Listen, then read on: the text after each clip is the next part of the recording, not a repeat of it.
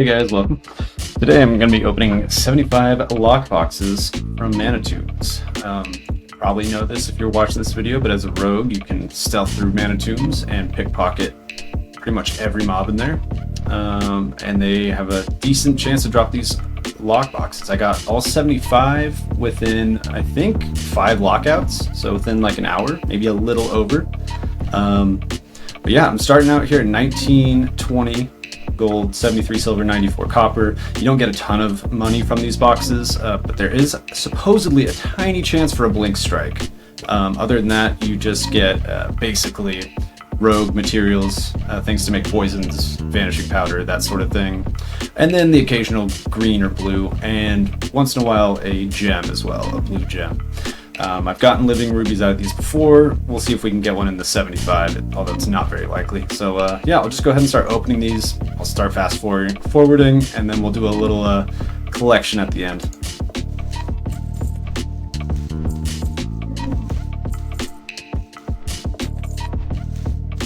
I might not even fast forward.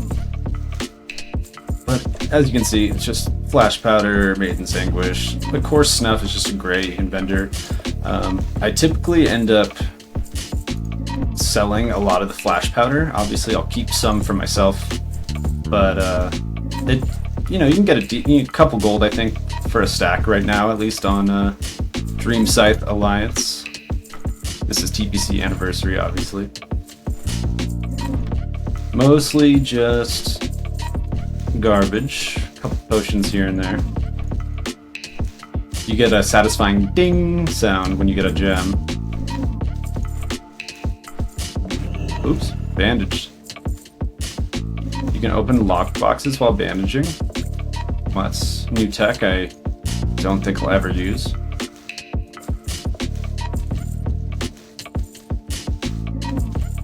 Be kind of a flex though in arena to like get a blind off and then bandage in their face and open lock boxes. It's kind of fire actually.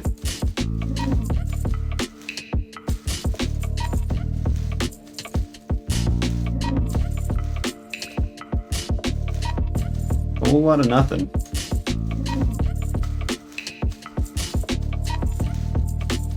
But I wouldn't farm these for the sake of trying to get something out of them. These are kind of just a byproduct of doing the Manitombs stealth farms, which I'm going to do a video on. It's best to do it on a rogue as a miner, and I mean technically alchemy as well. I couldn't think of the alchemist, kind of a fucking alchemist, as a herbalist. Sorry, smoked a little bit of the death weed today.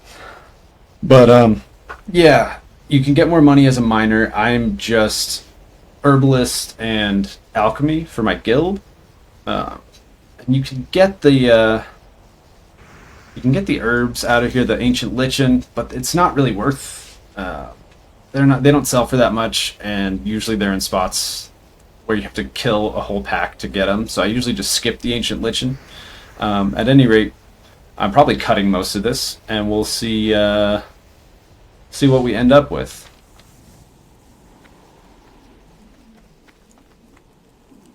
Okay, so I've just finished opening the lockboxes. Taking a look at this, we got 105 Maiden's Anguish in the bags. Got 10 Essence of Agony, 89 Deathweed, 65 Dust of Deterioration,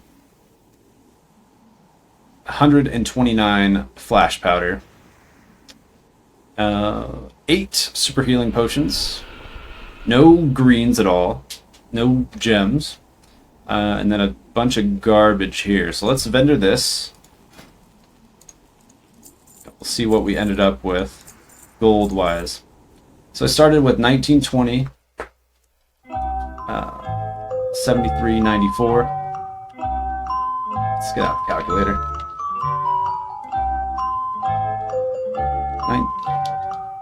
1925. What's that math work out? Let's see. We got 5 gold, We got like 4 gold. We basically got 5 gold. I'm not even going to do the math. We got 5 gold from opening 75 lockboxes. That's, you know, it's something, I guess. Didn't really hit anything there. It's not definitely worth to do it just to get the lockboxes. It's definitely worth it to go pickpocket.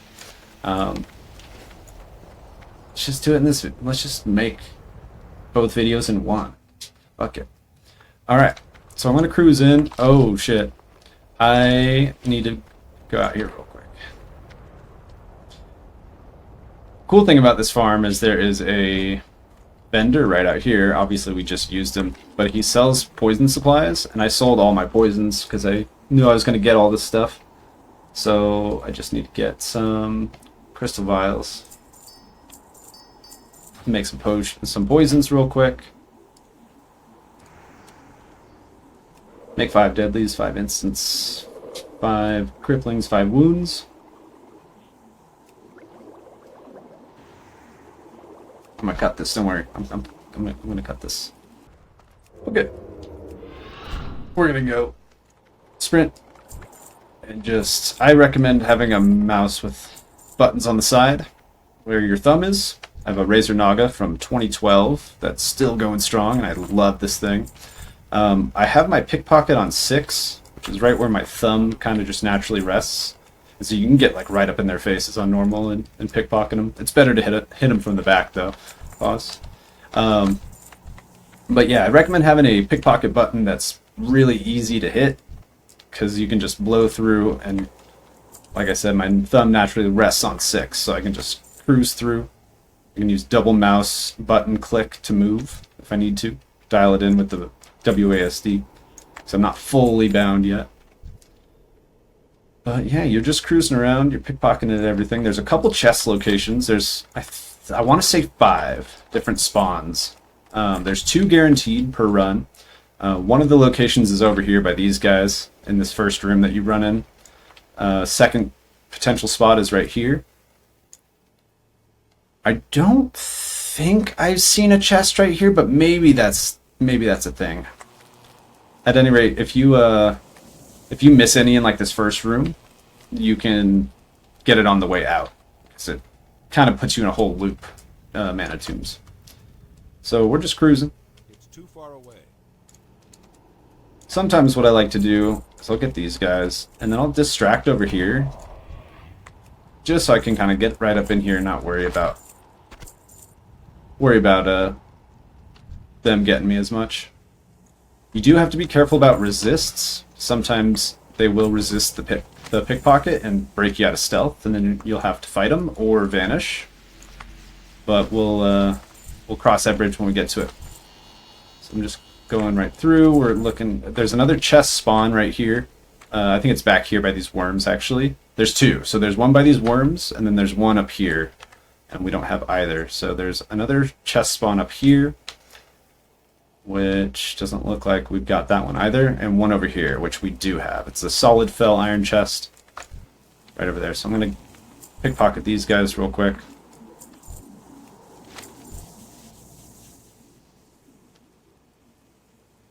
Are these pats, but you don't really have to worry about them.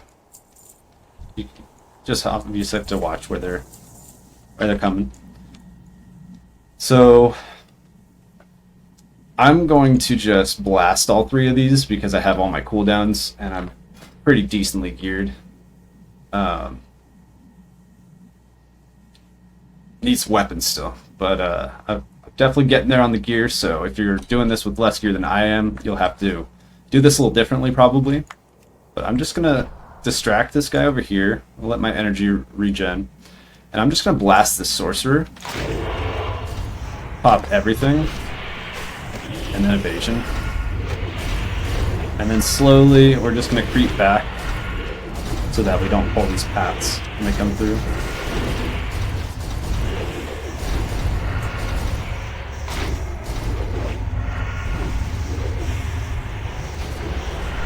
And then, that's it. That's it for that pack. So it's pretty straight. That one's pretty straightforward. There are definitely harder packs to fight in here. And then I definitely recommend having bandages. It's just going to make your life a little faster, a little easier.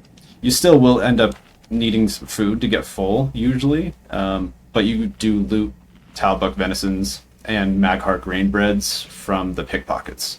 So you can pretty much come in here with nothing and make a profit, which is sweet. You don't really need resources for this. You also pickpocket health potions, which you will use now and again on those sketchy packs. Because you don't want to die. It's a quick reset, but it's just, you know, less gold per hour.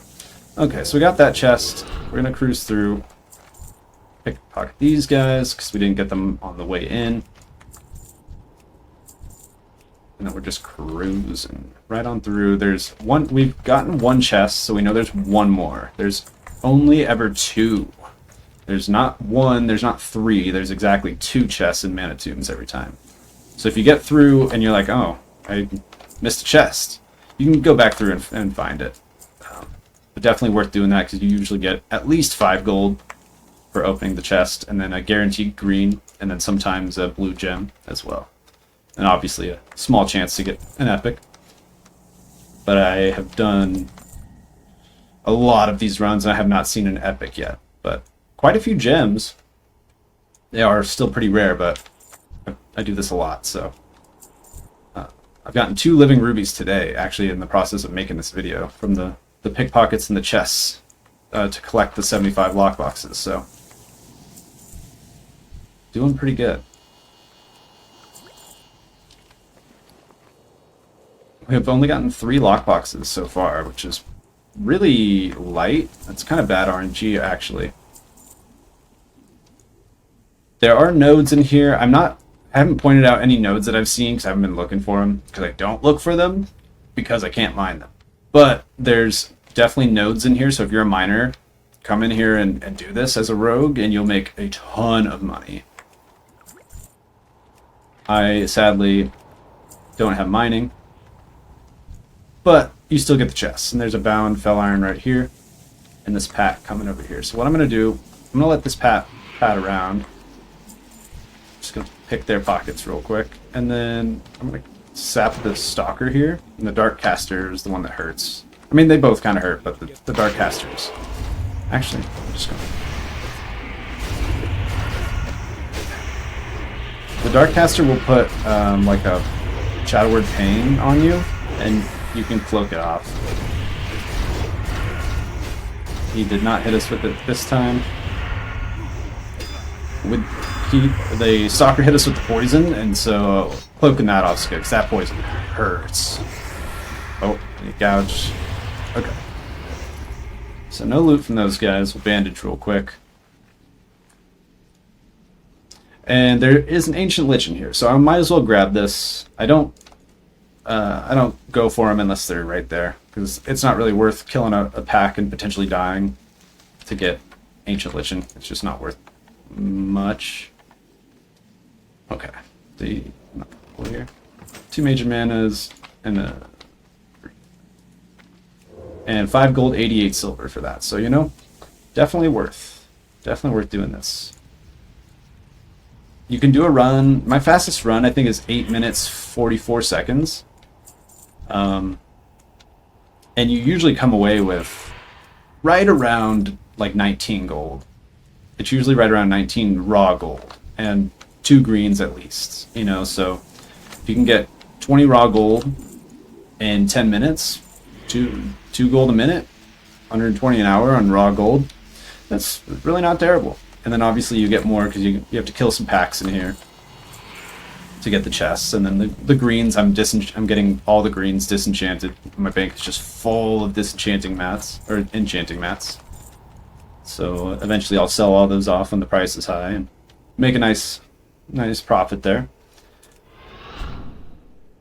But yeah, that's pretty much it. This is the last room here. If you see any ways that I can improve this run, definitely let me know. Oh shit, see, so we resisted here, so I'm just going to run over here and banish. And sometimes they resist the vanish, and then you kind of just die if you don't have cooldowns, but I think it's well worth it. the reset doesn't take long. See, there's a deposit right here, which would be hard to get, but definitely doable. There's these two paths, so you're gonna have to time when you're pulling, and you're gonna have to pull them back. And it looks like a lot of them are casters. I don't normally get this pull because I don't need this ore, but this looks doable. You could sap and probably go actually LOS behind this rock. That's probably what I would do. Sap any of them, LOS behind the rock, blast them all down, kick what you can. Obviously, again, that's dependent on your gear. If you're pretty decently geared, that shouldn't be an issue for you, but definitely be ready to use all your cooldowns. And then you can pickpocket the boss, which is cool. It's not really anything, he doesn't do more, or there's no higher chance. Sorry, I was not prepared to make a video this morning. There's not a higher chance of a better pickpocket from the boss, but it's pickpocketable, so you might as well. Alright, so coming out of there, we ended up with only 4 junk boxes, which is pretty terrible. Usually you're at like 8, so like you double this at least. And I've gotten 15 from a run before. Again, it's all RNG. Coming away with 2 greens. These ones look like they might sell, but I'll probably just end up disenchanting them. I'll actually sell the wand. I'll sell the wand for 5 gold. That seems fine. But yeah, I'll disenchant the shoulders. And then once you're coming through, so this is on your way out, the ones that you pickpocketed at the beginning reset, so you can get them again on your way out. I don't usually go and grab the whole room, but you certainly can do that. I should be doing that because my runs are getting fast enough to where I can do more than 5 in an hour if I'm lucky. So I should probably just do that for the extra time, the extra money. It's too far away. And that's pretty much it, guys. So we got 1 more lockbox there, so 4 total from that run. Nothing too crazy. I'm gonna exit here and we'll see what the total raw gold was and the time that run took us. So that was 11 minutes and 5 seconds, and we made 16 gold, 37 silver, 51 copper, raw gold. That's not on top of anything from the junk boxes and the disenchants or the vendoring, and then obviously if you get gems or whatever, it's pretty sweet too. So yeah, that's 75 lockboxes, guys, and a run of how, an example of how I do those runs to get my lockboxes. Definitely more efficient ways to do it and more efficient money makers. I just like this one. It's nice and simple, and you really can cash in if you get lucky, and it feels good to hit those chests and get living rubies and things off them. So that's gonna be it for the video, guys. If you want to check me out on Twitch, I'm gonna be streaming a lot more as of late. It's twitch.tv/CaedonTV. That's CAEDON TV. And yeah, I'm usually on weekday mornings for the most part. So catch me there, and I'm usually just grinding the rogue. I've got a hunter alt as well, but I'm going to cut it there so I don't keep rambling and make this video longer than it has to be. Thanks for hanging out, guys. I'll see you around. Peace.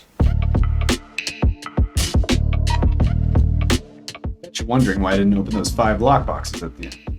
Answer is, well, I just didn't think about it. I should have, for sure. So here we go. Yep. Maybe a gem in the last box? Nope, not this time. Alright, peace.